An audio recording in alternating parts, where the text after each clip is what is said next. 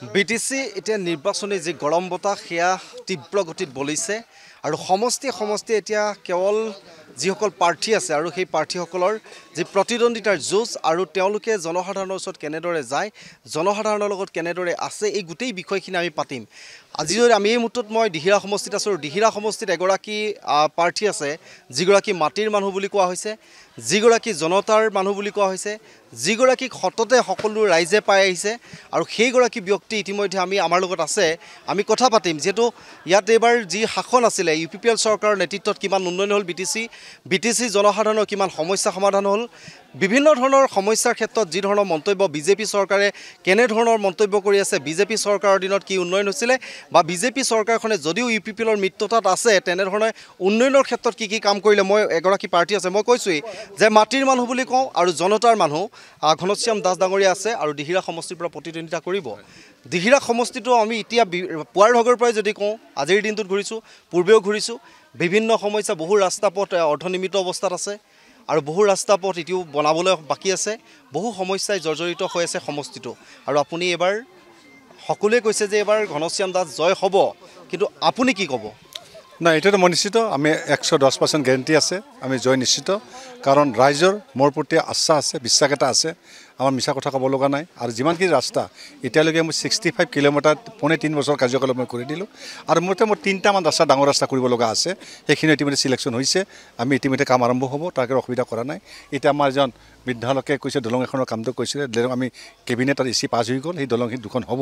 এখন আমাৰ হাদিৰিত মৰাদিয়া নদীৰ এখন দলঙৰ কথা কৈছিলে, সেইটো আমি নিশ্চিতভাৱে কেবিনেটত পাছ কৰাইছোঁ, এছেম্বলিত পাছ কৰাইছোঁ, নিশ্চিতভাৱেই দলংখন ওলাই আহিব।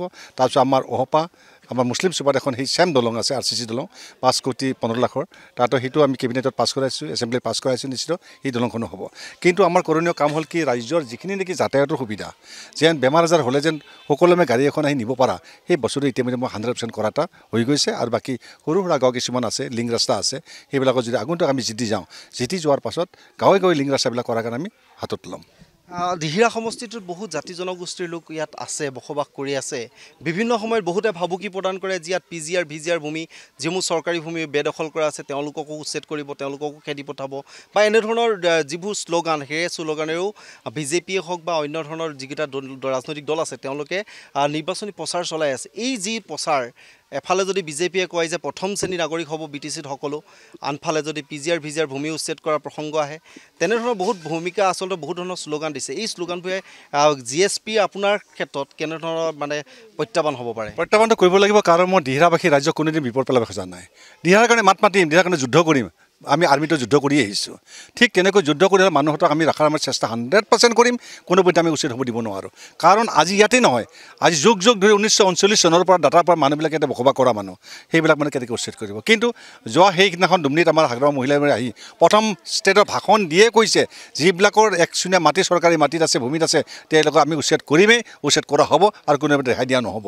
এইবিলাক কথা শুনাৰ লগে লগে আৰু হেমন্ত বিশ্ব শৰ্মা ডাঙৰীয়াই আমাৰ যিবিলাক কথা কৈ আছে মামাই, গতিকে সেই কথাখিনিতো আমি প্ৰতিজ্ঞাবদ্ধ কৰিব নোৱাৰোঁ। কাৰণ তেখেতে যিখিনি কথা কৈছে গাঁৱৰ ৰাইজৰ কাৰণে মাটি বাৰী সম্পত্তিৰ অধিকাৰ তেওঁ কৰিব নোৱাৰে বুলি কৈছে।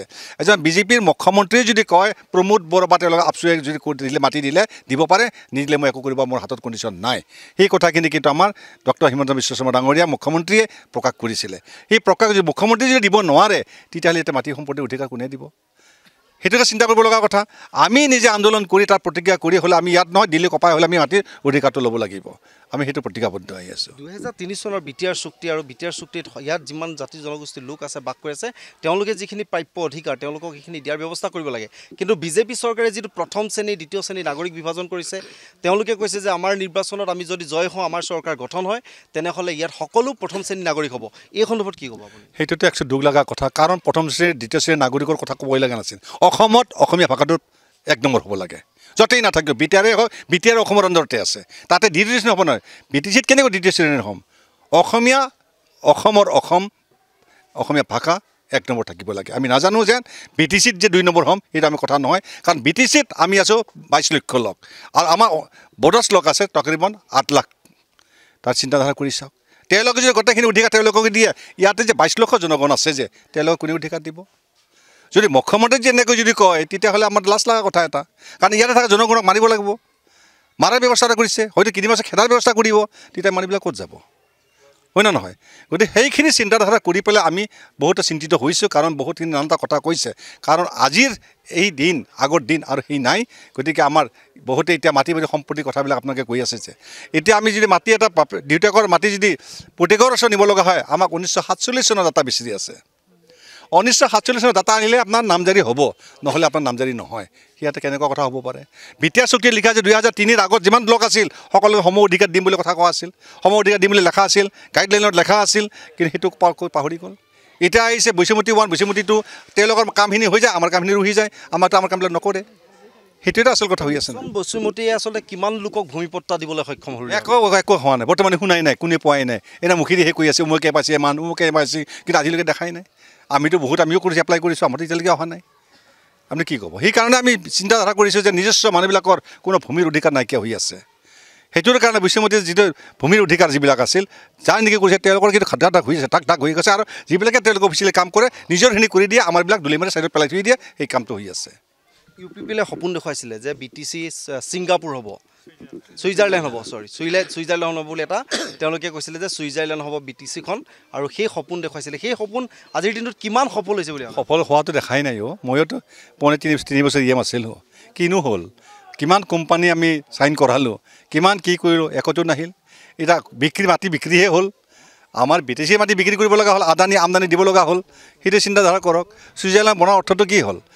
একোটোৱে নহ'ল, কোনো কোম্পানী নাহিল, কোনো ল'ৰাবিলাকে ৰজগাৰ পাম বুলি ভাবি আছে, ৰজগাৰ পোৱাৰ ৰাস্তাই নহ'ল। আজি ল'ৰাবিলাকে আমাৰ বাৰ BTCৰ পৰা হাজাৰ ল'ৰা আজি গুজৰাটত যাব লগা হৈছে কাম কৰিবৰ কাৰণে। আৰু যিবিলাক আমাৰ চাকৰিৰ কাৰণে যিবিলাক চাকৰি পষ্ট ওলাইছে, নিজৰ পৰিয়ালটোকে দি লৈছে, কোনো বাহিৰা লোকো দিয়া নাই, আনকি বড়োলোকেও পোৱা নাই। বড়োলোকৰ নিজৰ জনজাতিৰ মানুহবিলাকেও সেই চাকৰিবিলাক পোৱা নাই। কাৰণ যিটো চাকৰি আছে নিজৰ ভায়েকৰ, পুতেকৰ, বাপেকৰ পৰা, বোৱাৰীৰ পৰা আৰম্ভ কৰি তেওঁলোকে সেই চাকৰিবিলাক পাইছে। সেইটো এটা কথা হ'ব পাৰে নেকি? আমাৰ বড়ো ল'ৰাবিলাকেও পাব লাগে, তেওঁ শিক্ষিত বহুত আছে। অসমীয়াটো বাদেই দিয়ে, অসমীয়াটো 2জন কি পাইছে, তথাপি অসমীয়াটো নাপায়, এই অসমীয়া নহয়। তেওঁলোকৰ লিংক থাকি আঠা লাগি থকা কিছুমান 2জন ব্যক্তিমান পাইছে, তাৰপৰা 80 জনৰ ভিতৰত 2জন ব্যক্তিহে পাইছে। কিমান ডাঙৰ কথা চাওক। মানে চৰকাৰখনে UPPL চৰকাৰে যথেষ্ট প্ৰতাৰণা আৰু প্ৰবঞ্চনা কৰিছে। সেইটো কৰাটো সকলোৱে কৈয়ে আছে। এতিয়া হাগ্ৰামা মহিলাৰ আটাবাৰী আছে, এই কথাখিনি আটাবাৰী আছে। প্ৰথমতে হাগ্ৰামা মহিলাৰ কথাটো তাৰমানে জেলত সোমাম বুলি কৈছিল, ক'ত সোমাব পাৰিলে? আৰু সেই কণ্ডিশ্যন এতিয়া তেওঁৰ নিজৰো আহিছে। তেখেতেও হিচাপ দিব লাগিব সময়ত। যদি চৰকাৰ যদি কিবা পৰিৱৰ্তন হয়, তেতিয়াতো তেওঁৰ ওপৰতো সেই কথাখিনি আহিব, সেই কথাখিনি প্ৰচাৰ কৰিব। আমি কাকো দোষী নকৰোঁ, কোনো এজন দোষী নকৰোঁ। কোনে কি কৰিছে, কোনে কি কৰা আমি ক'ব লগা নাই। কিন্তু আমি দুখ পাইছোঁ, মই যে তাতে EM হৈ থকা সময়ত নিৰ্দোষী মানুহ এজনক তেওঁলোকে EMৰ পৰা কটন কৰিছে, সেইটো আমি দুখ পাইছোঁ। সেইটো অন্তৰৰ পৰা এটা অভিশাপ এটা আছে। কাৰণ মই যেতিয়ালৈ কেলেংকাৰী নকৰাকৈ, কোনো এটা হেৰি নকৰাকৈ মোক EM কাটিবৰ অধিকাৰ তেওঁলোকৰ নাছিল। যিজন ব্যক্তিয়ে চৰকাৰ গঠন কৰিছিলোঁ, বা ভালেই হওক বেয়া হওক, চৰকাৰ গঠন কৰা মানুহ মই, সেই মানুহজনক যিমান সি জাম্বাই নহওক কিয়, বেয়াই নহওক কিয়, তেখেতক ৰাখিব লাগিছিল। কিন্তু তেওঁলোকৰ যিমানকৈ কেলেংকাৰী কৰিছে, কিমানজনক কেলেংকাৰী কৰিলে, কেলেংকাৰী কৰা মানুহবিলাকক কিন্তু আজিলৈকে তেওঁলোকে EM পদক কাটা নাই, একো কৰা তেওঁলোকে আঠালৈকে থৈ দিছে। সি তাতে লাজৰ কথা হয় নহয় কওকচোন, কওক। সেইবিলাক আপোনালোকে নিজে চকুৰে দেখিছে। ক'ব লাগে পাপ কৰিছে, সেইটো আপোনাৰ পাপৰ ফল মানে এইবাৰ পাব। দিহিৰা সমষ্টিবাসীয়ে তেওঁলোকক দিব, সেইটোতো এতিয়াতো নিশ্চিত দিহিৰা দিবই। আৰু মই দিহিৰা বুলিয়ে নহয়, অল BTCতে সেই পৰিস্থিতি হ'ব। ভৱিষ্যতে তেওঁলোকৰ অন্ধকাৰ, কিন্তু সফলতা লাভ প্ৰাপ্ত নাই। শিক্ষাৰ ক্ষেত্ৰত কি ক'ব? আজিৰ দিনটোত যদি BTC শিক্ষাৰ কথা চৰকাৰী বহু স্কুল তেওঁলোকে চৰকাৰী মাধ্যমৰ বড়ো বিদ্যালয় তেওঁলোকে মাৰ্চ কৰিছে বা কৰ্তন কৰি তেওঁলোকে বন্ধ কৰি দিছে।